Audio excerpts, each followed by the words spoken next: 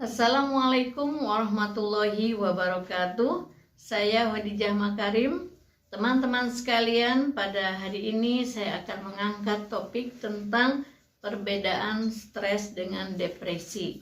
Di dalam kehidupan sehari-hari sering terbalik-balik atau mengatakan bahwa aduh saya lagi depresi nih atau aduh stres nih gitu. Jadi kadang menganggap bahwa antara stres dan depresi itu mirip-mirip gitu.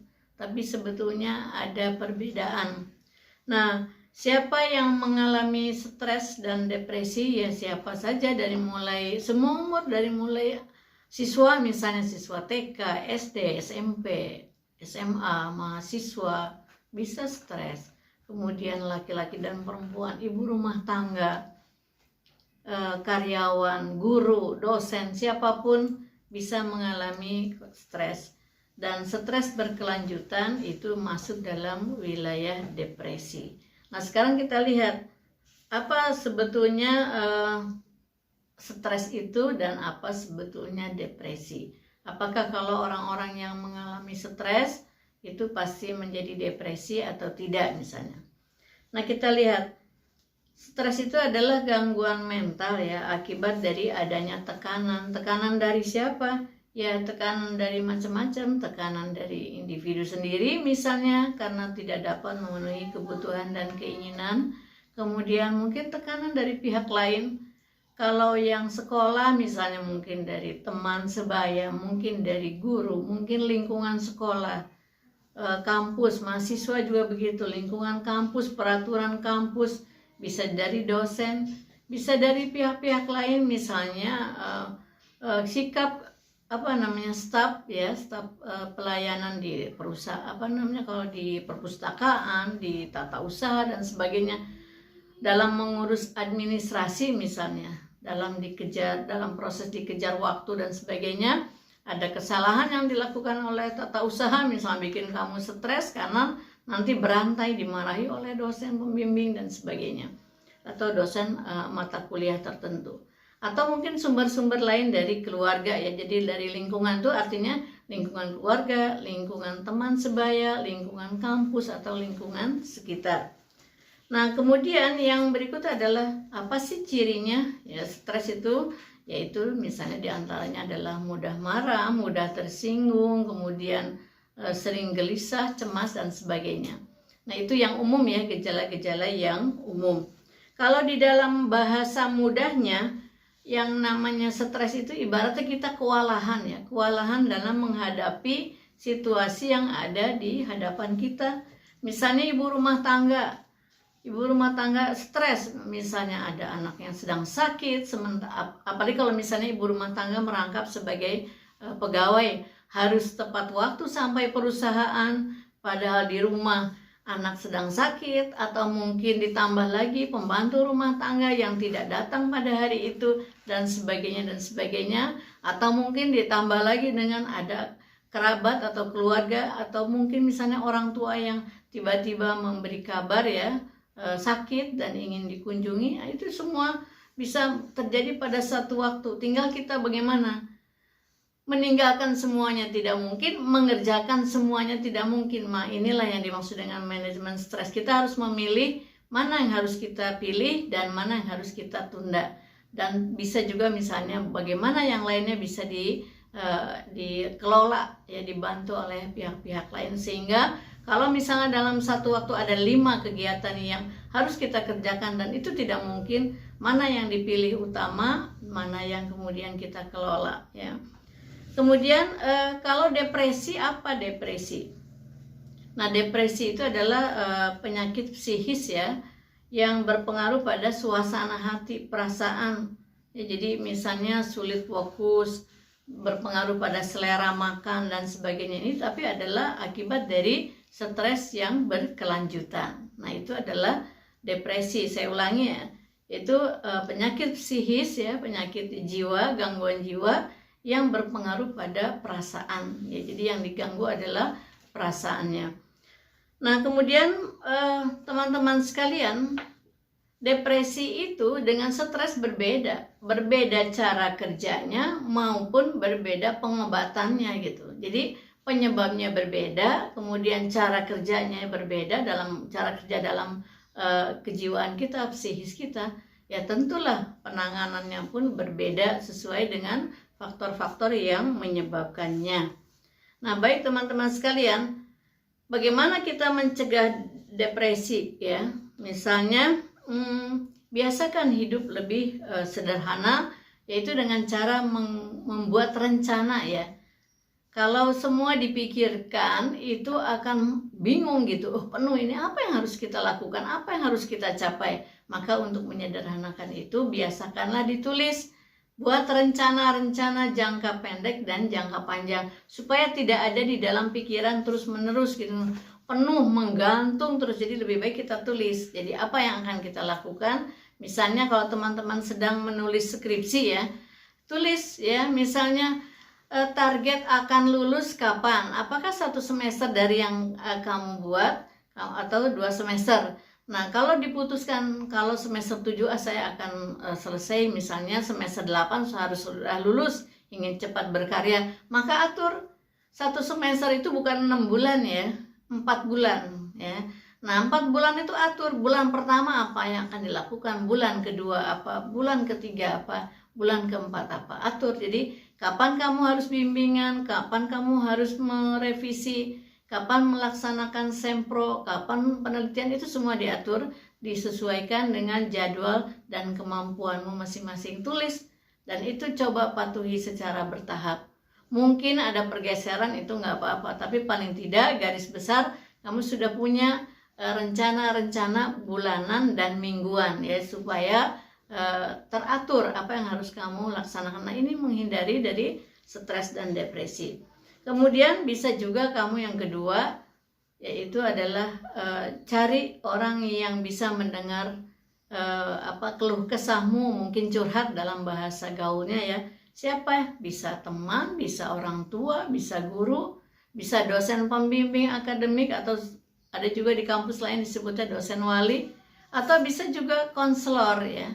Jadi kalau di kampusmu ada unit bimbingan konseling, ya cobalah datang, minta dibantu untuk membuat jadwal tadi, jadwal jangka pendek, jangka menengah, dan jangka panjang. Itu contoh kalau dalam bidang skripsi. Mungkin teman-teman yang sedang sekolah SMP, SMA, ya cobalah dibantu dengan orang-orang yang ada di sekitarnya, mungkin orang tua.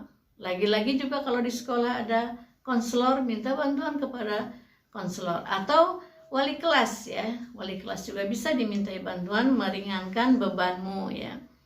Kemudian tentu saja yang paling penting adalah terapinya adalah terapi holistik ya. Terapi holistik itu adalah terapi dari segi fisik ya. Misalnya ini butuh bantuan dokter, misalnya dokter umum ataupun dokter spesialis kalau kamu ada merasakan psikosomatis. Lalu terapi psikologis, mungkin kamu perlu, kalau di sekolah ada konselor, tadi ada dosen, ada wali kelas, atau mungkin ke psikolog, atau mungkin kamu butuh ke psikiater. Dan yang berikutnya adalah terapi agama. Jadi mendekatkan diri dengan Tuhan ya, pada Allah Subhanahu wa Ta'ala. Kalau kamu muslim misalnya, meningkatkan ibadah dan sebagainya. Jadi carilah cara-cara terapi yang holistik. Nah, baik teman-teman sekalian, kalau kita lihat ya, kalau misalnya ingin melihat apakah kamu itu ada di wilayah stres, apa sudah masuk depresi gitu ya. Jadi supaya mengenali lah, belajar mengenali diri dulu, apakah saya ini sedang stres, sedang depresi misalnya. Kalau stres pada umumnya kalau misalnya tadi ada 5 kasus, kamu selesaikan hari ini stresnya apa, satu persatu bisa. Tapi kalau sudah masuk depresi, biasanya mungkin butuh bantuan orang lain untuk menunjukkan gejala dan bagaimana mengobatinya. Kita lihat gejalanya ya. Misalnya menarik diri dari lingkungan sosial ya.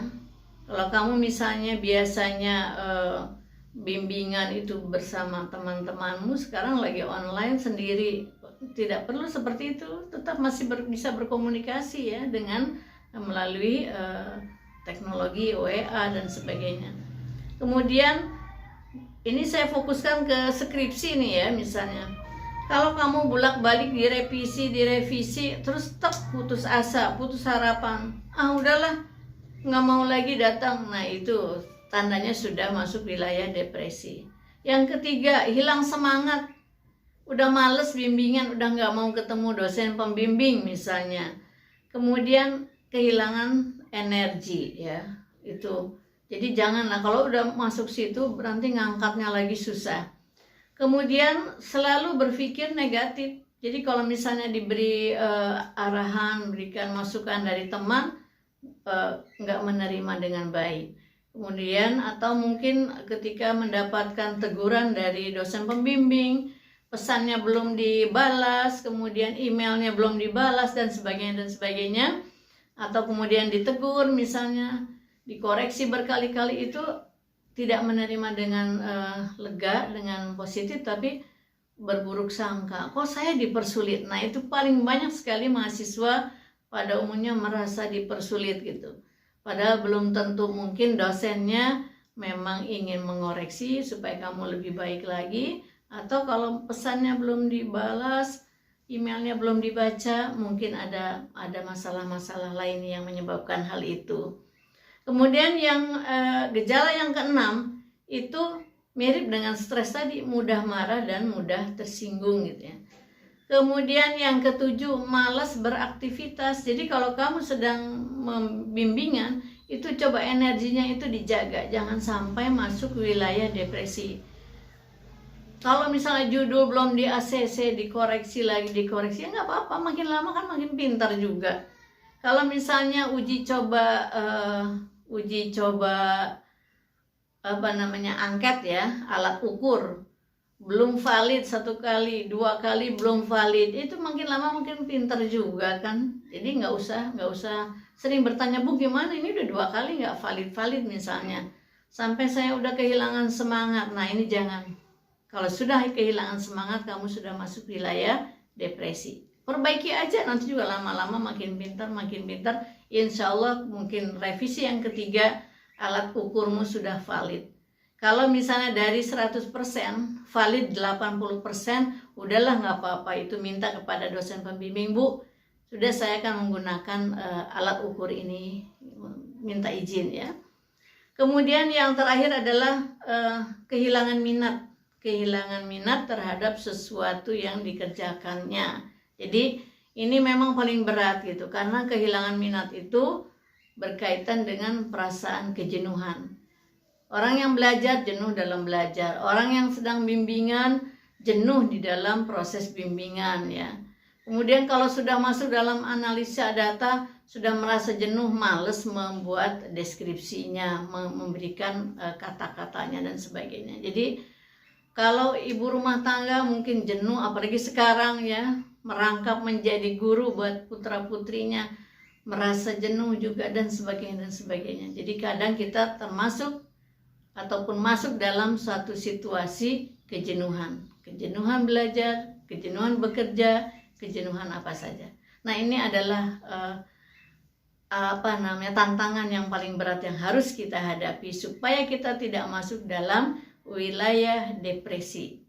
Kalau stres saja itu masih ringan, masih kita bisa atasi setiap harinya, setiap minggunya dan sebagainya dengan di-manage. Baik teman-teman sekalian, itu bedanya stres dan depresi. Jadi janganlah kita masuk di dalam wilayah depresi. Mudah-mudahan dengan stres cepat kita atasi, kita manage, lakukan komunikasi dengan sumber daya di sekitar kita untuk membantu kita terhindar dari stres. Baik stres dalam pekerjaan maupun dalam stres belajar. Mudah-mudahan bermanfaat. Jangan lupa share ke teman-teman lain yang membutuhkan informasi ini. Mohon maaf bila ada kekurangan. Jangan stres, kita harus hidup sehat, mental kita harus sehat, baik lahir maupun batin. Assalamualaikum warahmatullahi wabarakatuh.